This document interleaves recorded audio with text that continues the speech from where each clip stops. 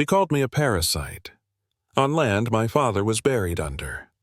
I stood frozen, staring at 30 brand-new homes that had erupted like tumors across my late father's land. Then she appeared, Victoria Harlow. Flawless smile, manicured fingers, HOA badge shining like a badge of royalty. "You again," she smirked. "Didn't your daddy teach you boundaries?" I opened my mouth, but she cut me off. "This isn't your land, sweetheart. This is Sunset Hills, my community. Now get off before I call security. Again." She wasn't bluffing. 2 armed guards stepped forward. Behind them, families. Watching, judging.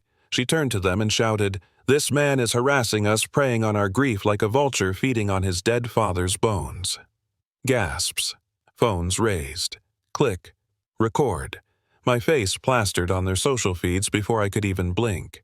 That was the day I realized this wasn't just trespassing. This was war, and I was going to burn her fake kingdom to the ground. This wasn't just property. It was memory. I grew up chasing fireflies through these 5 hectares barefoot free. My grandfather, sleeves rolled, would dig fence posts while humming Johnny Cash. My dad, always quiet, but his hands told stories. Stories of sweat, of soil, of survival. This land, he once said, patting the ground beneath our boots isn't for profit. It's for legacy. It's Mitchell blood in the roots. He taught me how to measure the slope of a hill, how to check for groundwater, how to fix a broken gate using nothing but a rusted nail and stubbornness. When he got sick, I left the city and came back to care for him. We had exactly 73 days before he passed. He died holding my hand on that porch. Now, Victoria Harlow had paved over our memories with granite countertops and vinyl siding. This wasn't just about land anymore. It was about bloodline and betrayal. 3 weeks after the funeral, the county clerk handed me a single envelope. Inside the original deed, dated 1954. My grandfather's name, then my father's, now mine. It hit harder than I expected. This wasn't a gift, it was a torch. My family never had money, but we had this land. It outlived wars, recessions, and droughts. It was our anchor, our proof that we existed. So I returned not as a grieving son, but as the legal owner of something sacred. But the second I arrived, I knew something was wrong. New pavement cut across our property line like a scar, street signs I didn't recognize. A Welcome to Sunset Hills banner stretched between 2 poles that didn't belong. And then I saw the homes. Dozens. Fully built. Families living in them. Smiling like they belonged. But I'd never sold a square inch. Someone had stolen my legacy. And her name was Victoria Harlow. They stood like monuments to a crime no one had reported. 30 houses. Modern, pristine landscaped. Fences, driveways, swing sets. Lawns too perfect for anything honest. I walked the perimeter in disbelief. Every square foot, mine. Every foundation, illegal.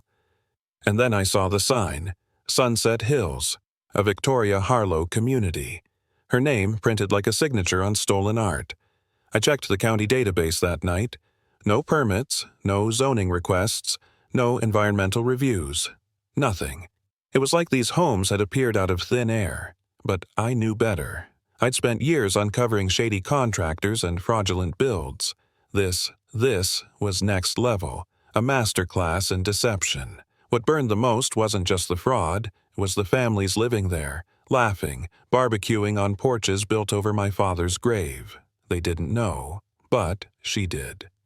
Victoria Harlow had turned my land into her empire, and I was done being polite. I stepped onto my own land and she came out like she owned it. Victoria Harlow. Blonde bob, designer flats, clipboard in hand like a weapon.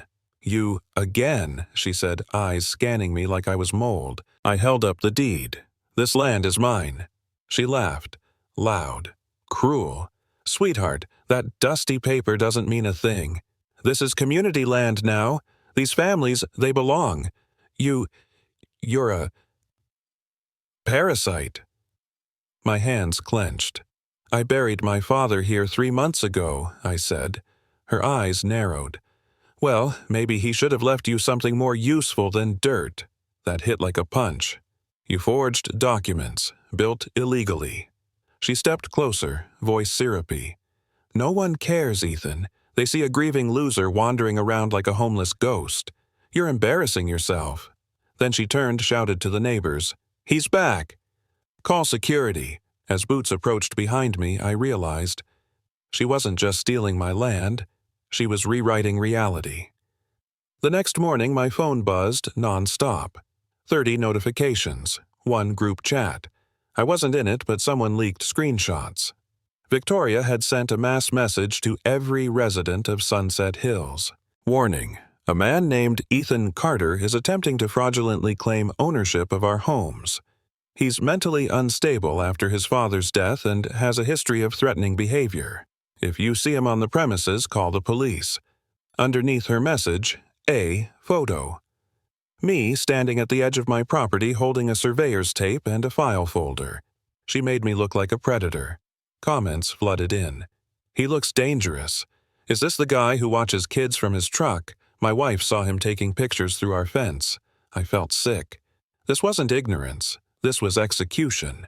She wasn't just protecting her lie, she was weaponizing fear, and I was the enemy she'd invented to keep it alive.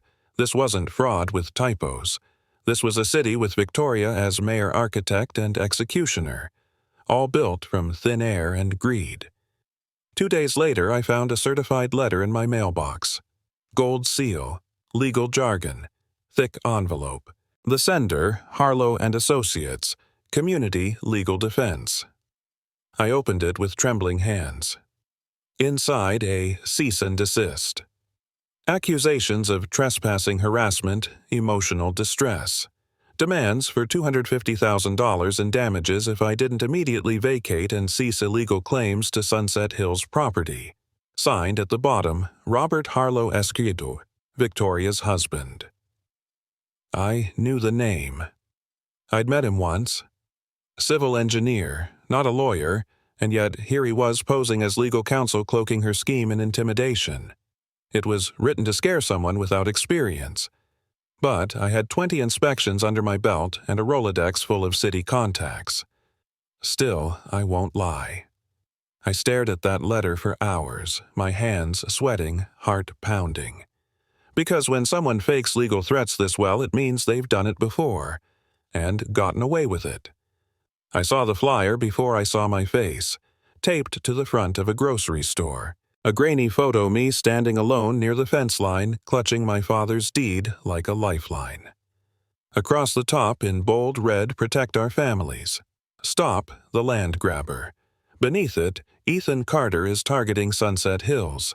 He's harassing families, photographing children, and attempting to steal homes from grieving buyers. Do not engage. Call 911. Authorized by the Sunset Hills HOA. There were stacks of them in coffee shops, church bulletin boards, neighborhood mailboxes. She'd weaponized grief, turned my mourning into menace. She even got 2 city council members to endorse the flyer, unknowingly lending her scam government credibility. At that point, I wasn't just a nuisance to Victoria.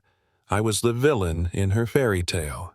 The shadow she needed to make herself the savior, and the community they were falling for it. One terrified, misled neighbor at a time. The knock came at 6:47 a.m. 2 officers. Calm but cold, "Mr. Carter, we received reports of you lurking near homes and photographing minors. We'd like to ask you some questions."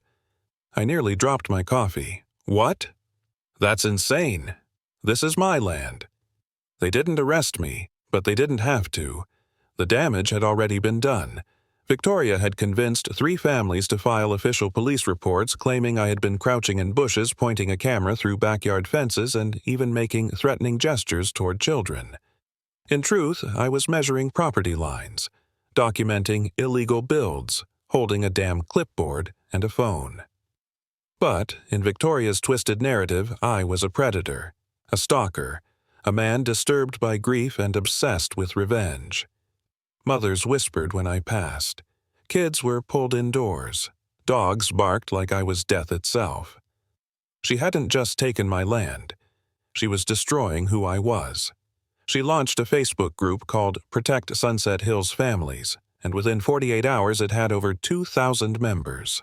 The first post, a carousel of photos, smiling kids on swings, couples, grilling veterans, walking dogs, and then me. Alone. Framed in shadows. Face half lit like a mugshot. The caption, "Would you let this man steal your home?" She didn't scream. She didn't curse. She suggested that I was unstable, that I hated families, that I was trying to destroy their dream community out of spite. She pinned a post, "If you love Sunset Hills.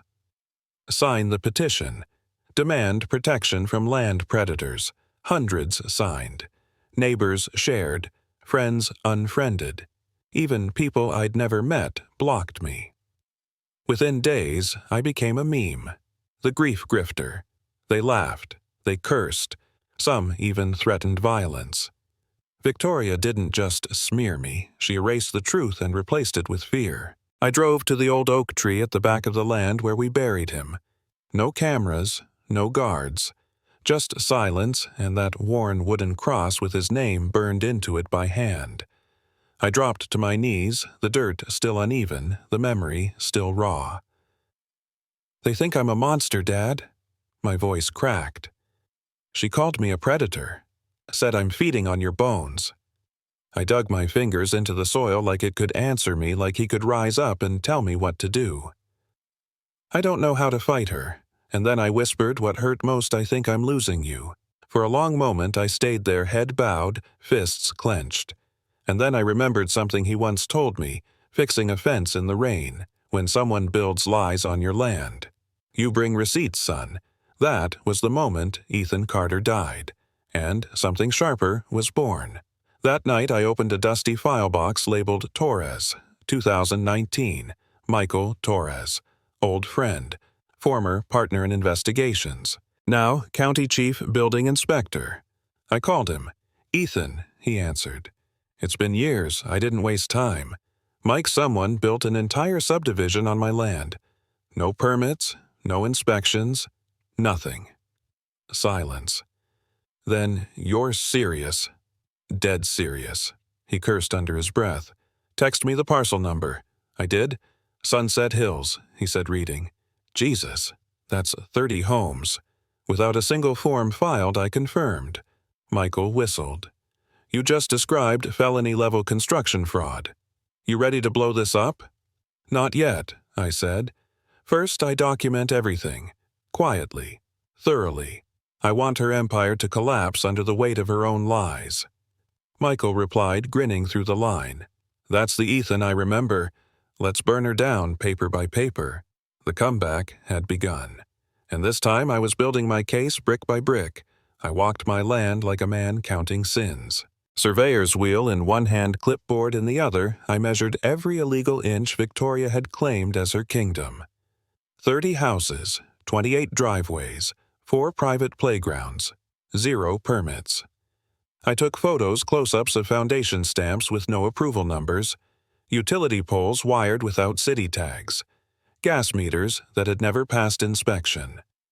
Every time I crouched to photograph a sidewalk crack or electrical box, a curtain twitched. Sometimes a neighbor would step out, arms folded, phone camera aimed at me, waiting for me to snap. But I didn't give them a soundbite. I gave them silence. Measured. Focused. Patient. Because fraud thrives on chaos. But it dies under documentation. At night, I logged everything into a folder labeled Sunset Truth. By the end of the week, it was thicker than a contractor's Bible. She built her empire with lies. I was going to unbuild it, inch by inch. Michael called me 3 days later. His voice was clipped urgent. "Ethan, you were right. Not a single permit. Not for one slab, one pipe, one power line." I exhaled. "So it's real. All of it."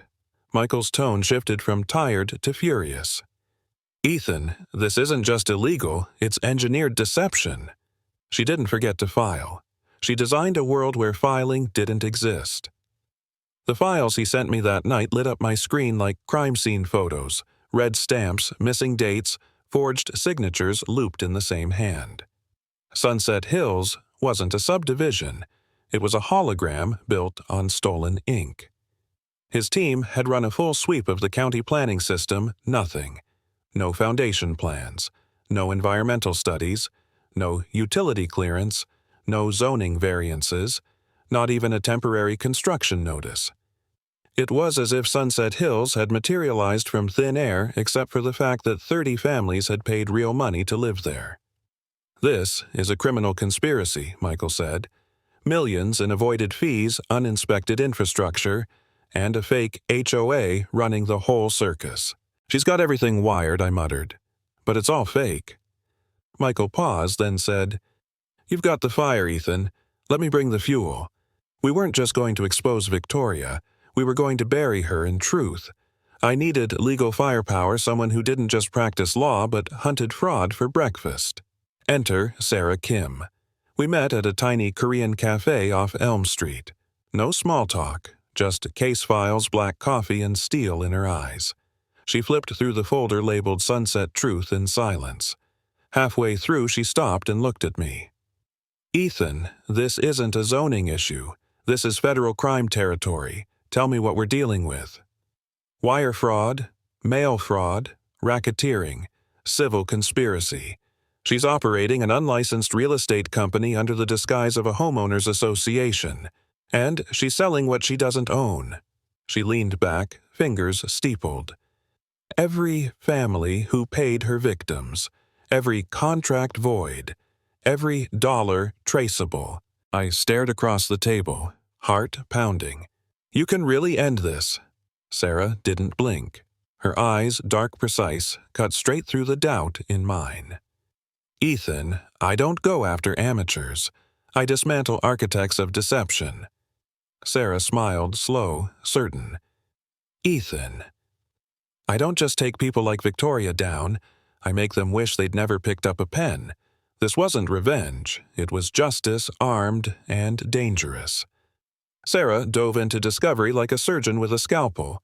What she found wasn't sloppiness, it was structure. Victoria hadn't just thrown up some homes and crossed her fingers. She built an entire fictional ecosystem. Fake property surveys using county letterheads. Forged utility easements with signatures of non-existent officials. HOA bylaws that sounded legal but had zero recognition from the city. A professional website with drone videos, staged testimonials, and downloadable contracts. Business cards, LLCs, client invoices all under different names but the same bank account. She created a full-stack fraud machine, Sarah said. She even included arbitration clauses, fake ones, to intimidate buyers from suing. I sat in stunned silence as Sarah pulled up a copy of one contract. "Look at this clause," she said. "If the property is ever disputed, ownership reverts to the HOA." That's her. She wrote herself in as the fallback owner of land she never had. It wasn't sloppiness, it was brilliance weaponized for greed. Sarah's team traced the payments. Every house sale, every HOA due, every forged closing document. What they uncovered wasn't a few shady transactions. It was a revenue machine. Victoria Harlow had sold 30 homes priced between $80,000 and $120,000 each. Some buyers paid in cash. Others took loans. All of them wired money directly into shell companies she controlled. Total intake, $3.2 million. No taxes, no permits, no legal ownership. Just polished lies and families desperate for a home. She used interstate wire transfers USPS for contracts and online mortgage platforms. Sarah explained. That puts her in violation of wire fraud, mail fraud, and mortgage fraud statutes. She's crossed state and federal lines. I leaned back, stunned. All this, I whispered, on land she never owned. Sarah nodded. And she's expanding. There are records she's eyeing other properties across the state. Sunset Hills wasn't a one-time scam. It was her prototype. And unless we stopped her, others would fall too. It started with an email. Anonymous. No subject. Just a scanned copy of a contract I hadn't seen before with corrections in red ink. Signed, R. Harlow. Sarah leaned over my laptop. This didn't come from a whistleblower, she said. It came from someone on the inside. Robert Harlow, Victoria's husband. Civil engineer. Quiet, polished, always 3 steps behind her spotlight. But this document. It was his handwriting, his signature, his knowledge of the fraud, and maybe his conscience. We dug deeper. 3 months prior, Robert had quietly resigned from 2 of their joint business LLCs. No public statement, no legal battle, just gone. But he was still living in that big house on Ridgecrest, still attending HOA meetings, still smiling. "Why stay?" I asked Sarah. She shrugged. Fear, guilt, or maybe he's waiting for the right moment. I stared at Robert's signature. He knew. And somewhere beneath the silence, he was cracking. He picked the booth farthest from the door, hat, low sunglasses on. Robert Harlow didn't look like a man hiding from the law. He looked like a man hiding from himself. "I don't know why I'm here," he muttered, eyes fixed on his untouched coffee. "Yes, you do," I said. "You built her world. You know it's fake." Silence. Then I didn't know how far she'd go. At first, it was just shortcuts, then lies, then families. He slid a flash drive across the table. Contracts, wire transfers, recordings. She's been using my credentials to sign off fake inspections. I stopped checking 2 years ago. His hands trembled. She told me we were helping people, building affordable homes. She lied to them. And to me. I studied his face, lined, tired, ashamed. "You're ready to stop her." His voice cracked. "I can't live with what she's done. But I can damn sure help end it." Robert Harlow had just switched sides, and Victoria had no idea. Back at Sarah's office, we plugged in the drive Robert gave us. What we saw didn't just confirm the fraud. It mapped it like a blueprint of criminal brilliance. Voice recordings of Victoria directing staff to forge documents. Bank statements showing 3.2 MMs routed through 5 shell companies. Emails where she bullied contractors into silence. A spreadsheet titled Expansion Targets. Q4, HOA meeting notes. Faked, signed by committee members who didn't exist, but the final folder that hit the hardest. Personal, Sunset Handoff Plan. Inside scans of a Florida deed. Flight itineraries to countries with no U.S. extradition treaties. A list titled Liquidation Strategy. Sell, transfer, disappear. Sarah leaned back, jaw tight. She wasn't building a neighborhood. She was building her escape plan. I nodded, pulse steady now. She thought she could vanish clean. But we had her voice, her lies, her map of the getaway. And now we had a date with destiny. "This is it," Sarah said, tapping the screen. The next HOA meeting. Thursday. Community Center. 7 p.m.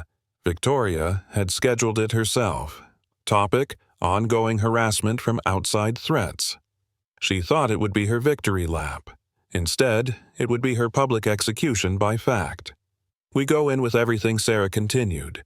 "Deeds, permits, or lack thereof, recordings, witness statements." I nodded.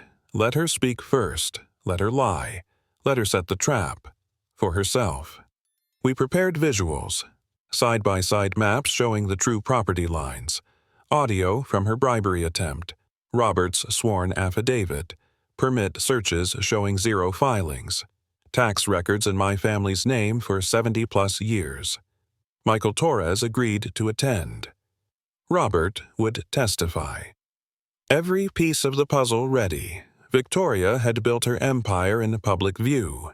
Now, in that same spotlight, we'd tear it down. Not with rage, not with vengeance, but with something she couldn't manipulate. Truth. The room was packed. Folding chairs filled local news cameras set up nervous residents clutching printed flyers. Victoria Harlow stood at the front like a presidential candidate. Blazer sharp, makeup perfect, eyes cold. She took the mic with a practiced smile. "Good evening, neighbors. Thank you for coming to protect what we've built together." Applause erupted. "We're under attack," she said, "by a man who claims ownership of our homes, a man exploiting grief, filing fraudulent claims, trying to steal your dreams." A murmur of anger swept the room. Some heads turned toward me sitting in the back. She gestured to a projector screen. Slide 1, smiling families. Slide 2, kids playing in the HOA park. Slide 3, me in a grainy zoomed-in photo captioned harasser. Land thief, fraud. Her voice trembled, perfectly staged. "He wants to rip this away from you." She was winning, and she had no idea she was seconds from losing everything. Victoria moved like a conductor. Each slide, each word timed for maximum impact. "These homes, your homes were built with love, community, trust." She clicked again. Photos of kids drawing chalk hearts on sidewalks, elderly veterans saluting under a fake HOA flag, a young mother tearfully saying, "We saved our whole lives to be here. Please don't let one man destroy that." The crowd shifted unease, turning to fury. Then the next slide, my full name blown up on screen. Ethan Carter, self-proclaimed landowner, grief manipulator. Gasps. Victoria's voice turned to silk-covered steel. "This man forged a story about inheritance, but we've seen no proof, no deeds, no permits, no empathy." Her eyes locked on mine. "You're not just wrong, Ethan. You're dangerous." People began to mutter. One man stood pointed. "Get him out of here." Phones rose. Lights flashed. Victoria smiled. She thought she had crushed me, but then someone else stood up, from the second row, and the whole room turned. The room went dead silent as I stood. I didn't raise my voice. I didn't need to. Before this turns into a trial by slideshow, "I'd like to ask a simple question." Victoria froze, lips tightening. I stepped toward the front, holding one thin folder in my hand. "How many of you have seen the original deed to the land your house is built on silence?" A few people exchanged glances. A woman slowly shook her head. No closing documents, no recorded ownership in county files, no legal transfer of title. I paused. "That's because no one, not a single one of you, legally owns your home." Gasps. Confusion. A few murmured, "That can't be right." I opened the folder. "This is the original deed from 1954. My grandfather's signature. The property tax record. The boundaries." I turned to the crowd. "You were sold dreams on dirt that wasn't hers to give." And for the first time, the room stopped looking at me like a threat and started looking at her. I set a second folder on the table. Red tab, thick spine, labeled Permit History, Sunset Hills. I opened it and revealed the emptiness.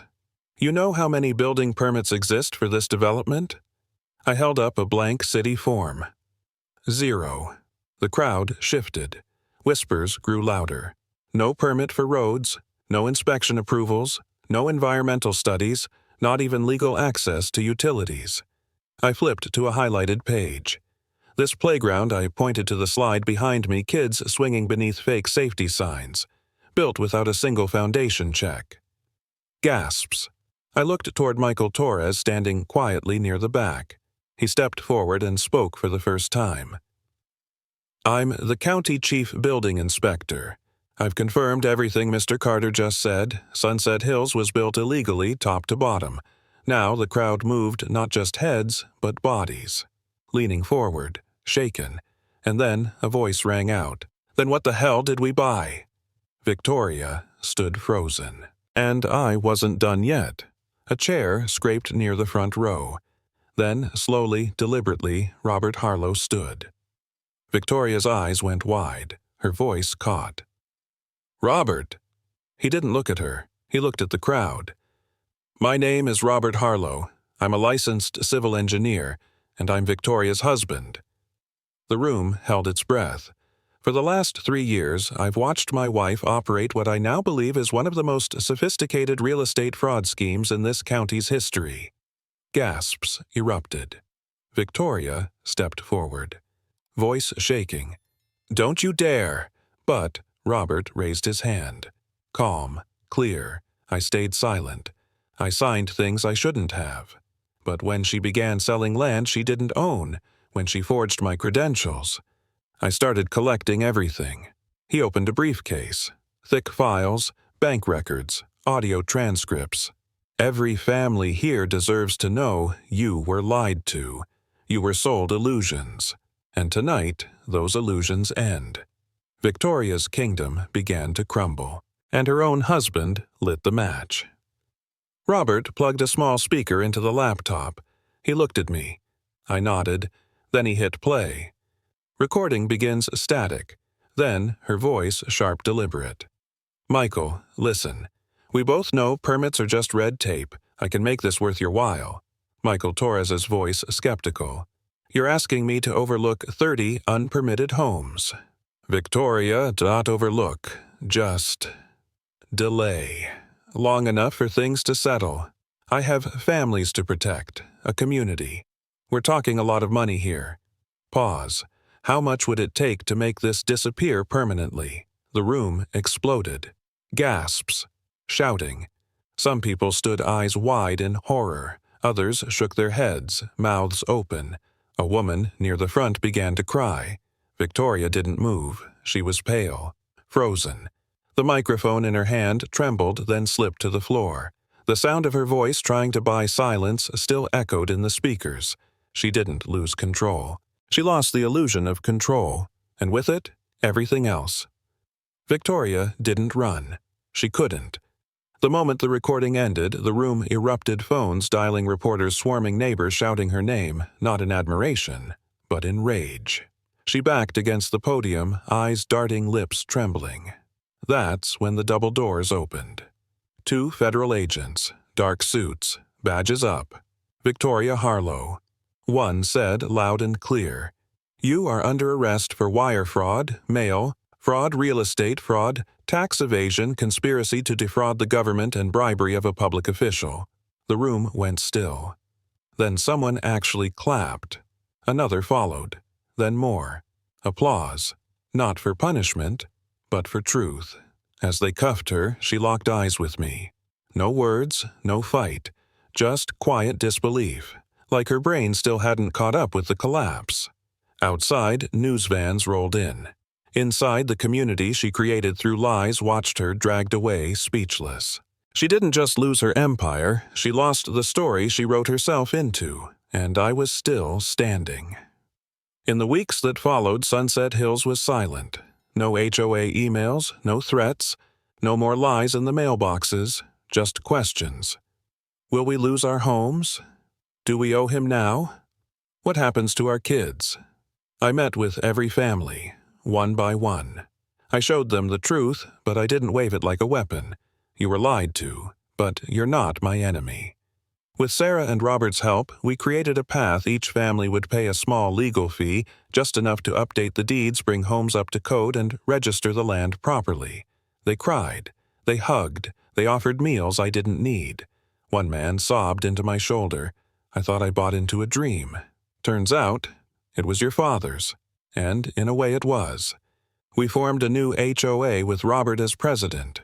Real bylaws, real inspections, real accountability. Victoria built a lie to control them. We built the truth to set them free. Sunset Hills stands today not as a reminder of what was stolen, but of what was restored. There's a small plaque at the entrance now next to the new playground. It reads, "Built on Truth. Protected by those who remember." I visit sometimes, just to sit, watch kids play, hear laughter return to a land once covered in lies. The trees are the same, but the soil feels lighter, cleaner, like it was rinsed in truth. I didn't fight Victoria Harlow to win. I fought because my father's voice still lives in that dirt. Because no one, no matter how powerful, manipulative, or convincing, has the right to steal your name, your family's legacy, or your piece of this earth. And if you've ever felt like something was taken from you by force, by deceit, by silence, I hope this story reminds you. You are not crazy, you are not alone, and you are never powerless when the truth is on your side. If you connected with this story, if someone you know needs to hear it, tag them. Share it, because someone out there might be fighting their own Victoria Harlow right now, and not even know it.